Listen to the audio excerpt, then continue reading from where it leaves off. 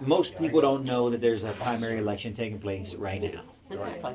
And that's the way that the establishment want it, right? Because they want it, they want you uninformed, they want to dump all the money into their candidates, and then the people show up on the day of, and then they vote in somebody, and then come the summertime, you're gonna be like, who's running against Tim Kaine? Who is And it's that? gonna be somebody like, I didn't Don't vote for even him. know. Yeah. Exactly. Why, who picked him? Well, the establishment picked him because you weren't paying attention, and they didn't want you to pay attention. And so my job is to be, banging cans around the Southwest, going, "Hey, we got a primary election, and if you want Washington D.C. to manage it, well, they got 4 candidates that are up there in Washington D.C. that are running. I mean, the same lawyers, lobbyists, and consultants. Or if you want somebody that's grassroots focused, somebody who comes from places like you come from, that talks about the issues that you care about, well, you got one candidate you can vote for. And if we can win this primary, well, then let's make them fall in line for once. There we go. I mean, I'm tired of Northern Virginia and Richmond always making everybody else fall in line. If we can make them fall in line with the grassroots movement now, Now we're talking. then Yeah, we can kind of sway this party a little bit. Yeah. First, I want to say thank you. I want to say thank you for showing up on short notice. This all came about late last night as Deidre and I were at the dinner table talking about tomorrow, which was today, and this kind of popped up and like, hey, can you make it down to Grayson and talk to some of the folks? Some other candidates have been here in the past, and we think we might have some people want to hear you. And I was like, absolutely. And so Marie was gracious enough to be taking me around to some of the local committees and counties, and brought me down here to see you guys. And so I want to say thank you for showing up. It's important. I'd like to just briefly introduce myself for those of you who just walked in, ma'am. To tell you who I am, where I come from, why I'm running for the United States Senate of all places, and then how do we win in 2024 when we haven't won a U.S. Senate race in 22 years? Why do I think it's going to be different if I'm your candidate, if I'm your nominee? And so my name is Eddie Garcia. I'm born and raised. I'm a son of a ranch hand from South Texas. So I'm not a native Virginian, but I'd say, my wife and I, we chose Virginia. We chose to live here and work here and send our kids to school here and go to church here. And it matters that Virginia is that first line of defense coming across the river from D.C. And so everything good that comes across there hits it first, and everything bad that comes across it hits it first. And so we tend to be first in the nation on some things, good and bad. I mean, nobody ever heard of 9-month abortions until Kathy Tran started talking about it in Virginia. And next thing you know, it was all over the news and all over the country. Definitely never heard of afterbirth abortions, like when it comes to Ralph Northam, and then he said something, and next thing you know, that's all across the nation. But on the good news is that, we saw what went on in Loudoun County, and the Loudoun County Republicans and conservatives started speaking up in their school boards and kind of raising a ruckus. And next thing you know, we see the nation starting to rise up and figure out what's going on with our public schools. And so I think Virginia is a key linchpin in whatever goes on in our nation. And so, but yeah, I'm born and raised to a 63-year-old ranch hand in South Texas. My daddy worked somebody else's property outside 6 days a week. Rain, sleet, or snow. It don't snow in South Texas, but if it did, he'd be working outside. He's never made over $55,000 a year. He doesn't have a pension. He doesn't have a retirement. He can't afford health insurance. He thought Obamacare was going to get him health insurance. It got more expensive. So he hadn't seen a doctor in a decade outside of an emergency room. My mom works at a grocery store. She doesn't own it or manage it. She gets up at 5:30 in the morning and she drives 40 miles. She puts on a warm coat and she goes in the back of a Sub-Zero freezer and she cuts fruits for about 6 hours. I tell you that because if you don't know where I come from, you're not going to know the way I look at government. I look at it from the lens in which I just told you, from working people. I was born in a small town. I was raised in a small town. I have a family that dates back, veterans in the U.S. Army, World War I, World War II, Vietnam. And so I joined the military when I was 17, back in '99. I served for 22 years. I jumped out of airplanes for about 16 of those years. I graduated Ranger School, which is no easy feat, but it was something that I really wanted to do, and I persevered through it. I deployed to combat 6 different times, 3 to Iraq, 3 to Afghanistan. I finished my career in the Pentagon, which brought us here to Virginia. So I finished my career in the Pentagon working with the House of Representatives, working with the U.S. Senate on federal policy for our veterans, for our national security, for Gold Star families. I got a master's degree in federal legislative affairs from George Washington University. I don't like the tout my education because I don't really think it matters that much, but I am educated in the federal system. I've been working it for 5.5 years while I've been up there. I'm uniquely qualified for this job. It's not like I'm going in blind. I got a chance to work for a member of Congress, Congressman Trent Kelly, who's a 2-star in the Mississippi National Guard. He's also the congressman for one of the poorest congressional districts in America, which is Northeast Mississippi. And so in that process, I got a chance to work with a lot of constituents that in rural areas, small towns, rural communities, farming and ranching. A lot of the problems that we see here in Southwest Virginia, they exist in South Texas, and they exist in Northeast Mississippi too. And so it kind of got me interested in federal policy and federal politics. I was promised in 2022 when I retired from the military that we were going to get a red wave across Virginia, across America. I remember that because I was old enough to be there. And what happened was very disappointing. We lost a winnable race in Loudoun County in Virginia 10 with a candidate I thought just performed poorly. We lost in Virginia 7 with another candidate I thought performed pretty poorly. And so we started to looking at this as, how can we make a difference? My wife and I, we sat, we talked, we prayed about it. We met with some people and said, if we were going to take on a task of winning Virginia statewide, how could you do it? Who are they? How do we win it? And I'll get to that in a little bit. But at the end of the day, we made the decision to run for office because I believe in what I call a better tomorrow. A better tomorrow is where we have a government that works for all Americans, not just the rich men north of Richmond. Not just the political class. Right now, I say we got a federal government that does a whole lot for people who already have a whole lot. It does very little for people who have very little. And in my mind, those two things should be reversed. We should have a party, and we should have a government that encourages people with the opportunities that they need to succeed, that they can raise a family, that they can afford a home, that they can live the American dream.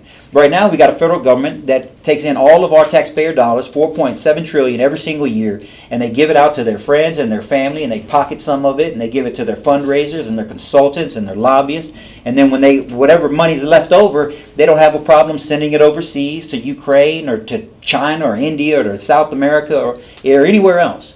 But here in this country, what we see our seniors getting priced out of their homes. We have veterans that are sleeping on the streets. We got a school system that's collapsing on itself with all its crazy ideology. We got a military that's degraded. We got a border that's a humanitarian crisis.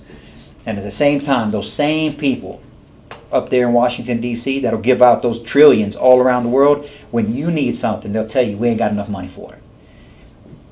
We've seen it for too long. And who does that affect? It affects people in small towns and rural communities. It affects Southwestern Virginia. That's who it affects. This is the type of community that we should have a government that actually is prioritizing. But instead, it prioritizes those who already have a whole lot. And if we don't change it, it won't change.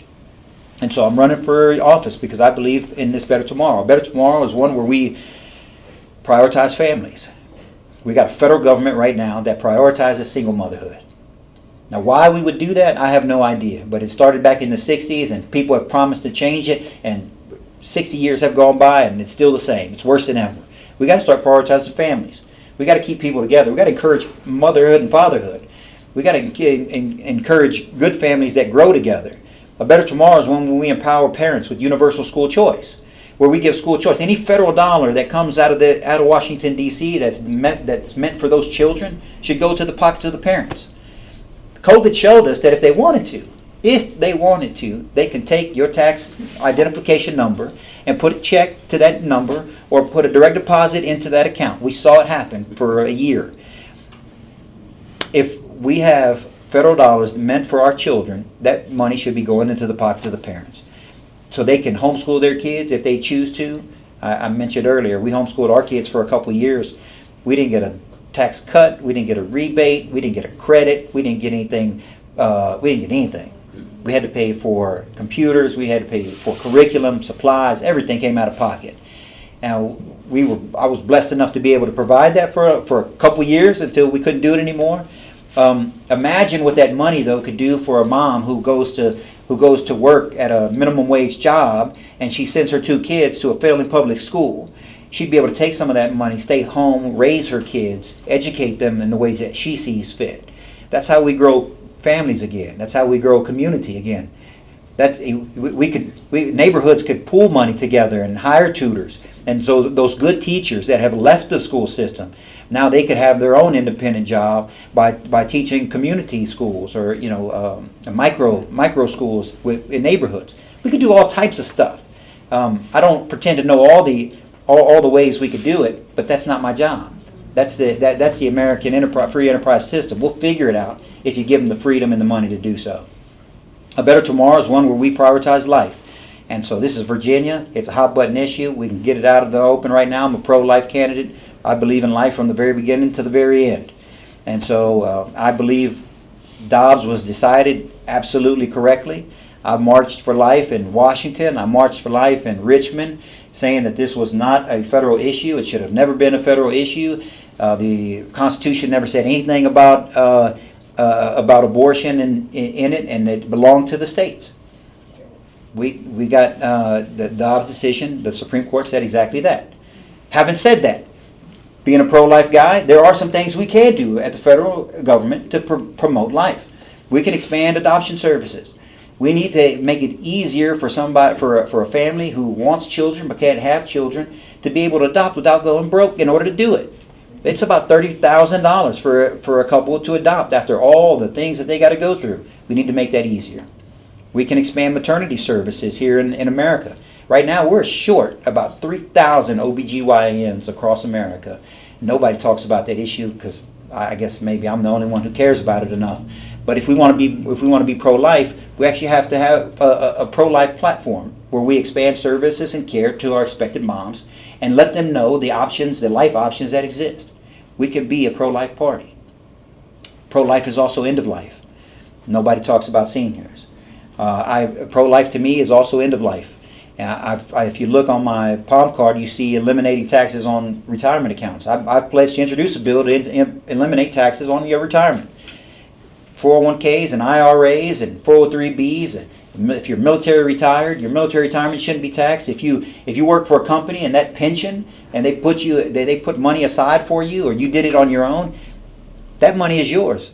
When the last thing the government should be doing is coming in when you're 65 and older, making you take that retirement money and then taxing you off the top of it. Mm-hmm. Your Social Security, it should stop being taxed.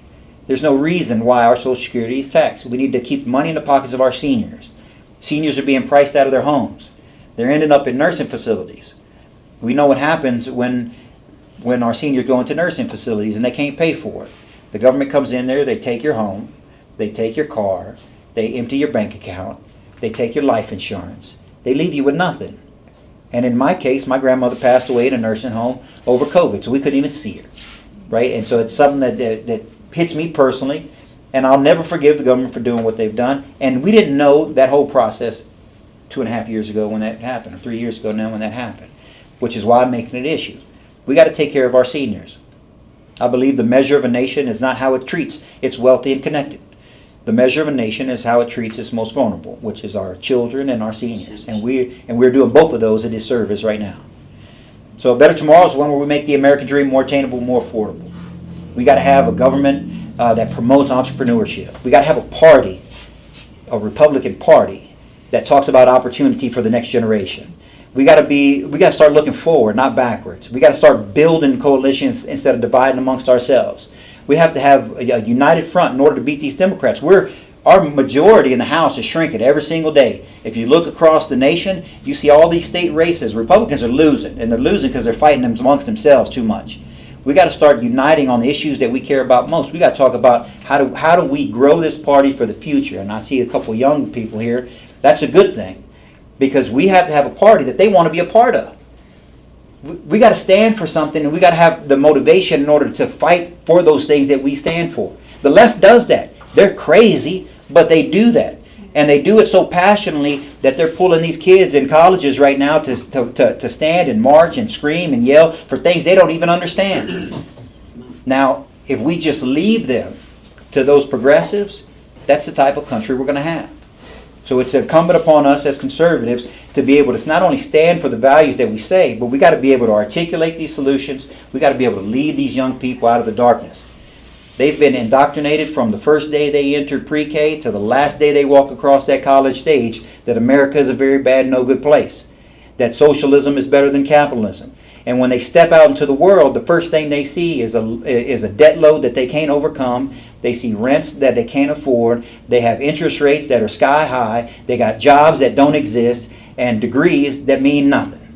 And they step out there and they go, you know what? All these liberal professors were exactly right. This place is unfair and unjust.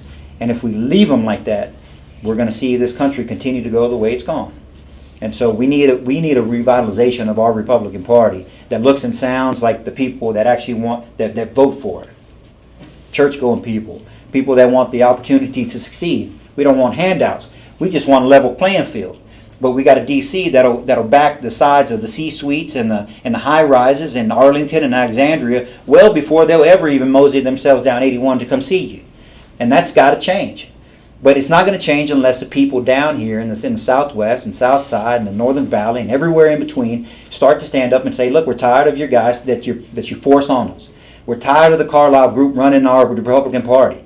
We're tired of these same people that are connected in Washington, D.C., that are making backroom deals with the billionaires out of state, buying these elections, and that never win.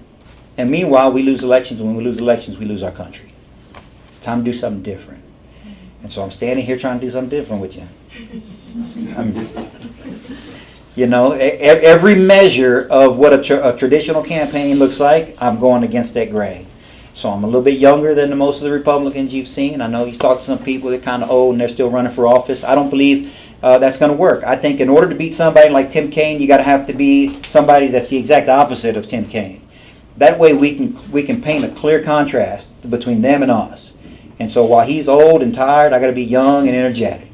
Right? When he causes all these problems that we've seen in our school systems and around the Commonwealth, I got to talk about solutions and how we do the things that we want our American government to do, which is secure our borders, strengthen our military, give school choice to our parents, eliminate taxes on our seniors, get veterans off the street and the health care they need in the VA system. We can do those things. That's not a lot to do. But instead, it's doing all this other stuff it's not meant to do, and it's doing it poorly. And so while he represents the past, I got to talk about the future. While he represents and looks like Virginia 1994, I got to talk about what Virginia looks and sounds like in 2024. Well, I say that 94 because he's been a politician since 94. Right? It's been 30 years now. How long is enough? But the guy hasn't lost a race. And he hasn't lost a race, I believe, because we just haven't had the right person to articulate these issues to the people that we want to show up and vote for. So he's a 30-year lawyer in D.C. The last thing we want is another lawyer in D.C. to go against him because the Democrats will just vote for him because they're used to him. He lost a race. Wasn't he the vice president pick of Hillary? Oh, yeah, he was the vice president. Yeah, that really wasn't his race to lose. That was that other lady's. That the wicked witch of the West. Thank goodness, which was a blessing to us all, by the way, that she lost. And so, number one, that's kind of a good segue into number one question I get. When we're running, it's like, where do I stand on President Trump? I support President Trump. I always have supported President Trump. I served under him when I was in the Army. I voted for him in 2016. I voted for him in 2020. I voted for him again this year, 2024. I knew DeSantis would never be able to stand up against him, and Nikki Haley sure hadn't.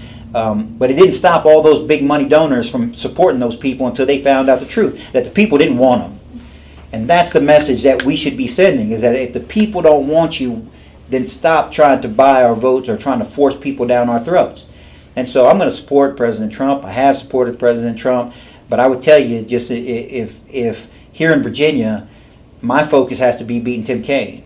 I can't make his race more important than my race. He can become the president and lose Virginia, but I can't become the senator and lose Virginia.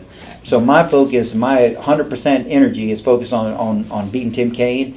And we do that with a coalition of red-blooded, conservative people in the Southwest and the Valley and South Side. Again, I'll mention districts 5, 9, and 6. We have to have a strong turnout. We have a strong turnout here in this primary. I'll win this primary. And if I win this primary, I'm going to be really strong across the state. And the reason I'm going to be really strong across the state is because I hadn't taken any money from all those people who don't want me to win. And that means I can answer to you and not them. I'm going to be strong with veterans, 770,000 veterans here in Virginia right now. That's roughly 10% of the population. Tim Kaine can't make himself a veteran, right? It's too late for that. So I'm a 22-year Army veteran with 6 combat deployments that's going to talk about what service to this nation truly is. And it ain't what he's done, it's what I've done and what some of these gentlemen have done, right? I'm going to be strong when it comes to young people because I'm 42 years old. I'm in the prime of my life. I got the energy and the stamina and the momentum that carry the fight to him and his side. I've been endorsed by the Virginia College Republicans. I got college Republicans on my team right now, and we're generating more and more momentum amongst these young people. Tim Kaine can't make himself any younger, right? So he's stuck with what he's got, right? I'm going to be strong with what I call new Americans, people who have come here the right way, people who have paid into the system, people who waited in line, people who wanted to see their kids succeed and achieve the American dream, people who wanted to start a small business so that they could grow. They don't want to be overtaxed and overregulated. They want their kids to be able to go to a school where they don't have to worry about all this DEI gender nonsense, but actually learn and be able to grow and succeed in this country.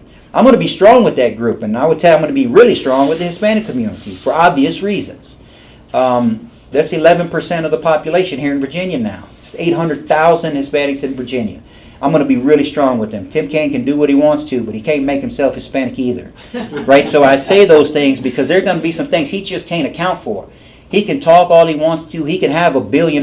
He can have Hillary Clinton and Terry McAuliffe on his side. But none of those things are going to make him younger, Hispanic, or a veteran. Right? And so he's just going to be stuck in that position. And when we turn out the base that we need to turn out, and we win those people that I just mentioned, that is how we're going to cobble together a coalition of people who have conservative values, who want to see their kids and their country restored.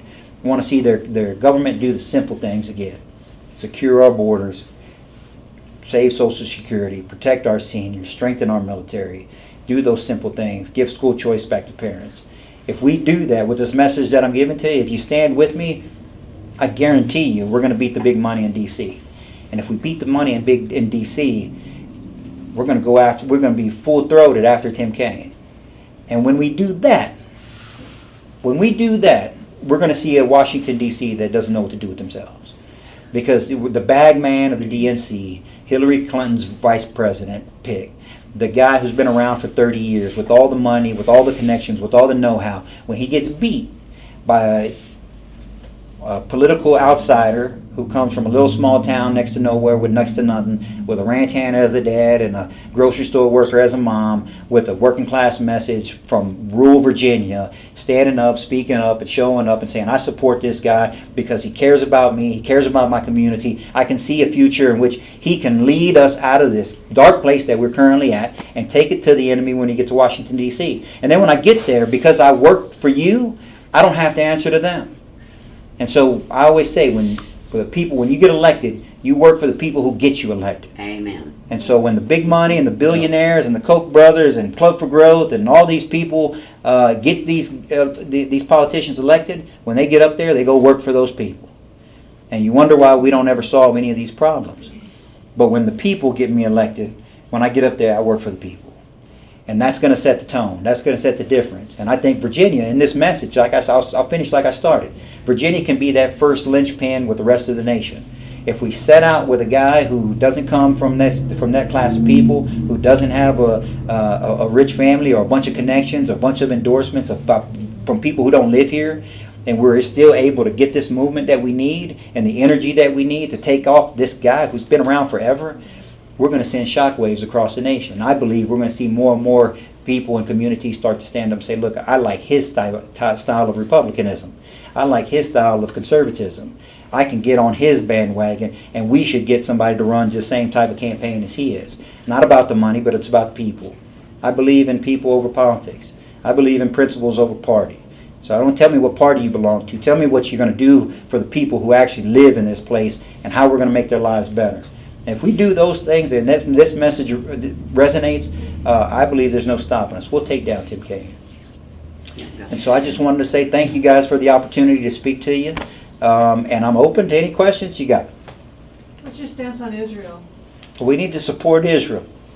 Now, as a 22-year Army veteran, I've been to Israel. I had a chance to work with some of the IDF for a brief period of time, also in Afghanistan. We need to support Israel. We need to support Israel because, for one, they've been attacked. I mean, we forget that they were the ones that were attacked. They didn't go start this conflict. Exactly. They were attacked. It was brutal. I believe that they need to do whatever it is that they need to do to protect themselves. And so they asked October 12th, right after the attack, October 12th, they came out and said, we don't want any boots on the ground. We don't want Americans' involvement. I believe we should also respect that.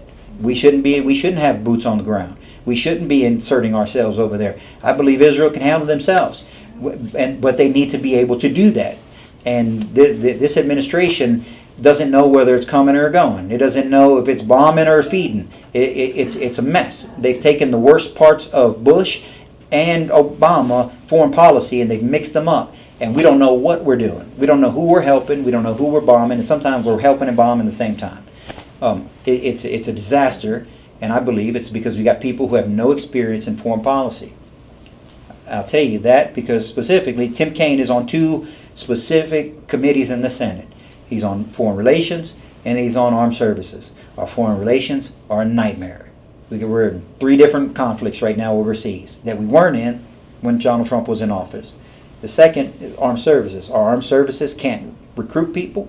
They can't retain people. It's become a shell, a fraction of what it was. It's part of the reason I retired from the military because I just couldn't continue to go with the military in which it was going. So I believe it starts with people like Lloyd Austin and General Milley and all those people that were in charge. I think they're a detriment to the nation and our national security. Tim Kaine hasn't done anything about that. He sits on those 2 committees. He's a powerful individual. He doesn't do anything, though, to exert that power in a positive way. And so when I get up there, which is also why I'm uniquely qualified for this position, is because here in Virginia, we need a senator on those committees. I'm uniquely positioned for those committees. I had a friend from North Carolina told me the other day, he said, Virginia needs to take the northern Virginia, and then Maryland needs to take the southern part of Maryland, put it with D.C., and get rid of it. Yeah, but then they'd make it a state, and they'd get 2 senators. Yeah. And then where would we be? That's why I told him, I said, that Yeah. just give them more power. Yeah, then where we'd be? We'd be in a bad Exactly. spot all over again. Intended consequence. No, what we need to do is win Northern Virginia. And how we win, well, we're not going to win Northern Virginia, but how we win more of Northern Virginia is this blue-collar message. Let me tell you what there's a lot of in Northern Virginia that people sleep on. When it's across the Commonwealth, I hear it all the time. Northern Virginia is too blue, it's too liberal, too many wealthy soccer mom, wine moms up there that are progressive. There is a lot of that. But there's also a lot of construction workers.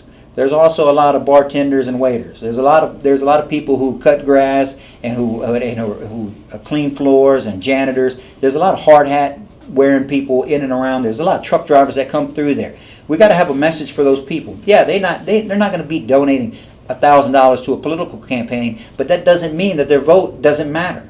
That doesn't mean that we shouldn't be talking to them and encouraging them to show up.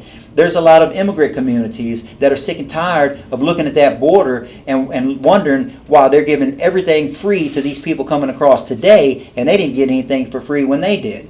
Nobody understands. You know what there's also a lot of in Northern Virginia? There's a lot of Hispanics in Northern Virginia. You know what they're upset about? Is that they know more than anybody, working class, blue collar, Hispanic communities in Northern Virginia know that that border being the way it is, the drugs that flow into it end up in their neighborhoods. Exactly. The criminals that come across sleep in their neighborhoods. The kids, the unaccompanied minors that come across, they're overcrowding their kids' public school system. It's their resources that are being drained because of that. They're just as upset. But we don't have a Republican to talk to them. And so while we see them walking away from the Democrats, that doesn't mean they're walking towards us. We're going to need that's the realities of the situation.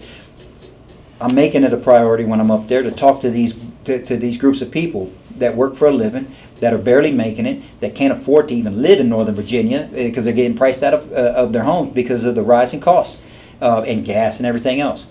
If we don't attack this now, we're going to lose the opportunity, which is why it's so urgent that you guys elect me in this primary that's going on right now down at the local government center. So tomorrow morning, 9 o'clock. There's one ballot, there's one race, there's 5 names. I'm the second on the list. Just bubble it in. It takes 2 minutes, I promise. There ain't a line there. There's nobody gonna ask you any questions. They're gonna say, hey, I just want to vote, and they can give you their Republican ballot. Boom, boom, slide it in the machine, watch the light turn from red to green, and then get out of there. And then tomorrow bring the next guy, and then another guy, and everybody else that you know. And that's how we build a coalition to win. I want Yes, to ma'am. know what you think about Ukraine, the money that we're sending over there. We need to stop it. We've been needed to stop it. We needed to stop it from the very beginning. We encourage, we being Joe Biden and Boris Johnson, encouraged Zelensky from the very beginning not to negotiate. When he was about to negotiate a deal, Boris Johnson went over there on behalf of us and said not to do it. And what we've seen over the last 2 years is we saw a Russian military go from unprepared to super prepared. We've seen the Russian military go from commanders who had no experience in wartime to now commanders that got 2.5 years of experience in wartime. We see a Russian industrial complex that was in tatters since the Soviet Union. Now they're starting to work out the kinks, and they got military production that's going on within their borders. So if the idea was to degrade Russia, like they said, they did the exact opposite, which is they've made them stronger and more emboldened. If they're not emboldened because people want to stop funding them, they're emboldened now because they got their processes in orders after 2 years of beating the Ukrainians. And so what I fear is going to happen is they're going to take the whole thing, and they're going to have a revamped military, a strong military industrial complex, confident commanders, and the idea that they can do more. That's way different than it was 2.5 years ago. Joe Biden has ruined this, and we should have stopped spending money a long time ago. What about the Green New Deal?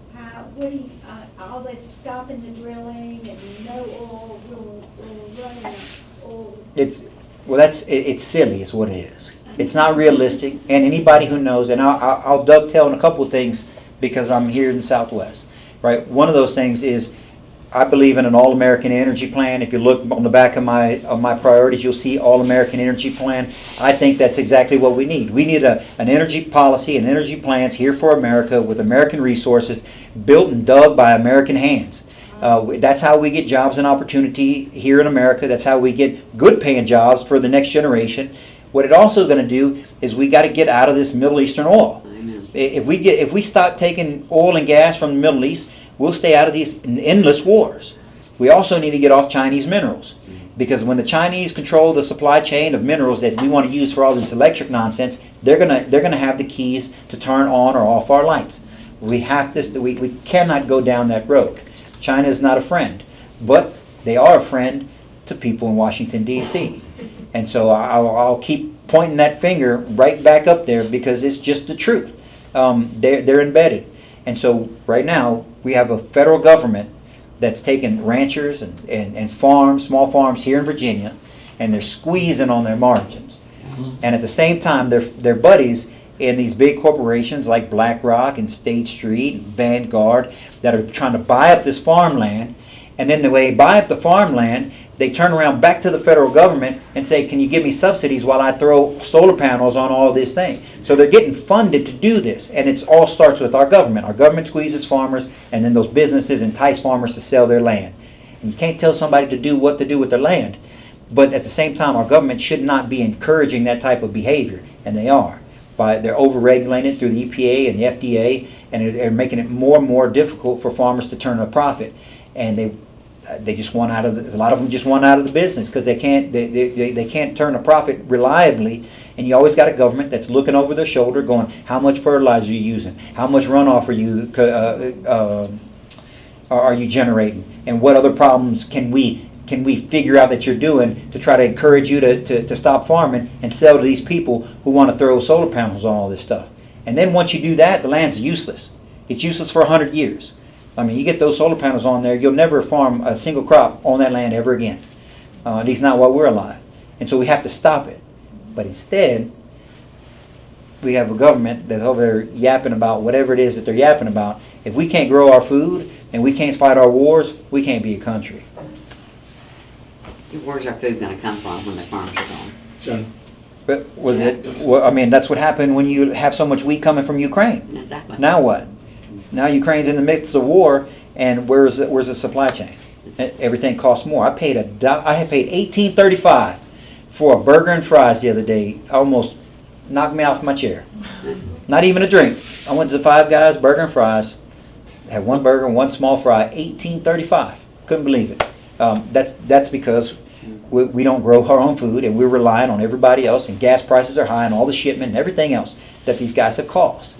And so we got to start reversing these things. We got to start solving problems. You know, and our county's getting ready to face the solar panels Well, farm. Alternative, yeah. Yeah. Well, I mean, I mean, there's a farm out here just west of town. Land on both sides of 58.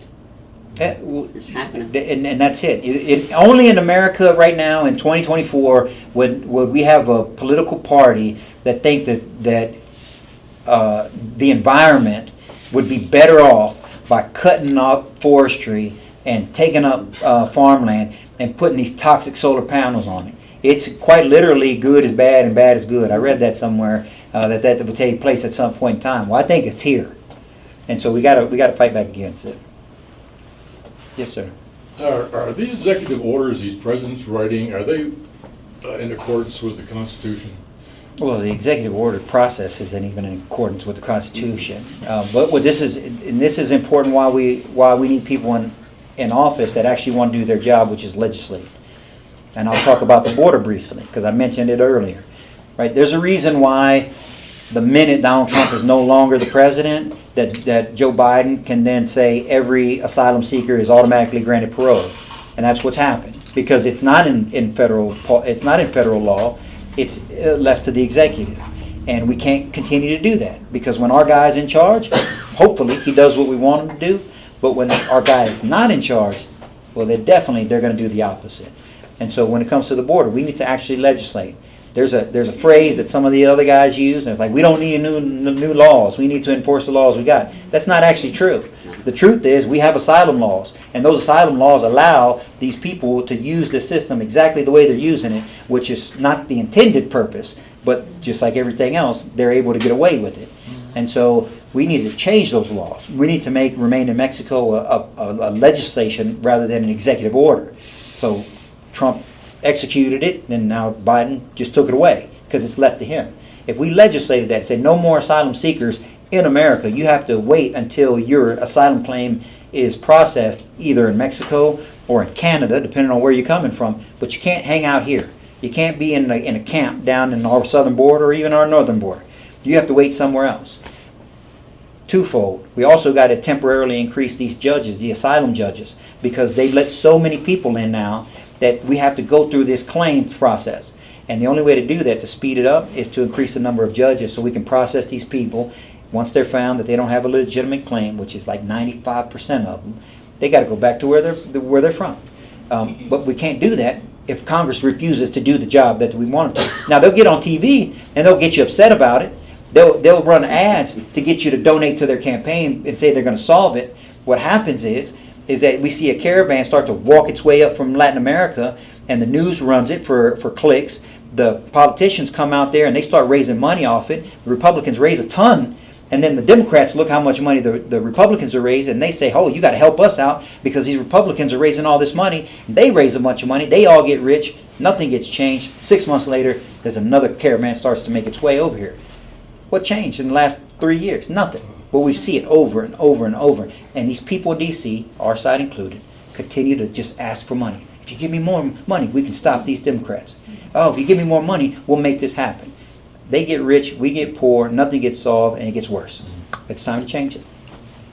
Thank you. Mm-hmm. Yes, ma'am. One thing that has made us, as Americans, feel like we have a say is our right to vote. Mm. And now we hear these illegal aliens are being brought here from the other side for the purpose of getting their votes. Is that possible? Will they be able to do that? Well, I can't speak to all 50 states, right? And so because the state elections are run, or federal elections are run by each state, which is what we want. We don't want the federal government running all the states' elections. In Virginia, that's not the case, right? In Virginia, you have to be a citizen, you got to have a driver's license that verifies yourself, and when you go to vote, even when I told you tomorrow morning at 9 o'clock, when you show up at the government center and they ask you, you tell them you want a Republican ballot, they're going to ask you for your ID. They're going to run that and make sure that it's that it's a valid ID and that you have that your home of record or your address is accurate with your driver's license, and then you're going to be allowed to vote. Now, the nefarious reasons of letting all these people in, I think it's probably twofold. Eventually, it's because they eventually want them to be granted citizenship. The Democrats eventually want them to be granted citizenship and become voters. In the immediate term, if you remember back to 2020, when Donald Trump was trying to get the citizenship question removed from the census, he was unsuccessful in that. The Supreme Court upheld at the time that citizenship question or that citizenship is not a question that can be asked on the census. And so now it's just straight up population. So we could just take California for instance. It doesn't really matter how many citizens they have for that census. It's a matter of the amount of people. So they can have 10 million illegals. Okay, well that population now might give them 1 or 2 more congressional seats. And that's how you're starting to see the shift in the gerrymandering and in the future. I think that's the near term, and then the long term is that they want to make them citizens and they'll be able to vote for Democrats. So that's something that Trump tried to do, was remove that? No, he tried to get that on there. Make sure it was on there. Yeah, did I say that wrong? Yeah, he tried to add a citizenship question to the census in 2020, Okay. and they said they couldn't add that citizenship question. That's why they didn't want it on there. Right, and because they want to skew the population so that when they divide up the Congress people based on population, that there's more population in these liberal places, which means they get more Congress people, and that's how they, especially when you got a majority of only 2 people right now in the House, and so yeah, those are the nefarious aspects of it. Democrats do very well planning to win elections. It's something Republicans don't do. I'll just use Virginia as an example. I mean, Ralph Northam is not a stupid man when he looks and said, okay, we got 65,000 felons that cannot vote today. Well, we should get those 65,000 felons to restore their right to vote. Because if we do, I wonder who they're going to vote for. Right? I mean, it's now whether or not you agree with restoration of the rights to vote or not, that's not really the point. The point is they're thinking about these things. How do we win more votes? How do we turn people out? What do we do in order to succeed in our party? If we don't have any plans and they have plans, they're going to win. And they're winning. And so we also have to start thinking about how we win elections, which is why I gave you that whole spiel about exactly how I see this election playing out in order to beat Tim Kaine. They don't seem to have the equal to what we call rhinos in their party. I said to someone just a little while ago, wolves are wolves on their side, and they're proud of it. They have nothing to hide it. On our side, we have wolves in sheep's clothing. You know, we have true Republicans, a few, but there's so many rhinos, and they're worse than the Democrats for harming our party. And anytime I come to listen to anyone, I'm trying to determine, is it a Republican or a rhino speech that I'm hearing? And I'm impressed with yours. Well, thank you. But what we're looking for is we want the rhinos out. It's fairly simple if you just paid attention to the basics of what they're saying on both sides. The Democrats do exactly what they promise their constituents they're going to do. And Republicans don't do anything that they promise that their constituents are going to do. And so when you wonder why do they have all the power, why they have the excitement, and they have people on their side, momentum, and every time they get something in charge, there's a lot of hoopla about it, because they know they're going to dance to the tune that they want them to dance. When we win, oh, I can't do it. It's not the right time. Oh, maybe if I get some money. Or maybe next election. Oh, this election's too close. We can't. They're threatened up there at D.C. You know, I've often wondered, are they being threatened and threatening their family? Or being robbed with a bunch of money? What makes a good person, seemingly good from a small town, make it to D.C. and completely change? I think it's the power and the money. Yeah. If you ask me. I do too. I mean, service should be just that. It should be service. And so I tell you, and again, this is a Republican primary. Elections are about the future, but the best way to tell what's going to happen in the future is look in the past. If somebody stands up here in front of you and they tell you that, hey, I've been in D.C. As a lawyer for 30 years, listen to them. Listen to them. Exactly. Right? I mean, when they say I've been around, I've practiced law longer than this and such, well, listen to them. Listen to how long they've been around and what they've been doing. If they tell you that I've worked for these senators or these Congress people and I've got these people that endorse me in Washington, D.C., listen to them. I'm going to tell you, I don't have any of that stuff. That's with term limits. And I believe in term limits. Yeah. And so I don't believe you're going to find somebody who's enriched himself off of this system to be able to go up there and fight against that system. All right, you're going to have honestly, you're going to have to take a leap of faith and trust in the things that I'm telling you. I've given you my background. I've given you where I've come from. I don't have a lot, but I'm giving a lot of energy and a lot of time and a lot of effort to talk to as many people as I can, because I truly believe that representative government matters. And it's important to us that whoever wins this primary is a strong enough candidate to defeat Kane. Absolutely. Without that, If not, we're just yelling at the TV. Right. That's what I say. If we can't win the general, if we can't win elections, we're just yelling at the TV. Exactly. I'd like to say something real quick. Chuck Smith is a friend of mine. People like him. He's come down here a lot. He's visited Floyd County. A good friend of mine is Amanda Chase. She's supporting Chuck. I like Chuck. Chuck has run for like 300 different races and has never won. And so, as much as I hate to say it, we've got to get a fresh face. And Eddie's the guy. He's grassroots.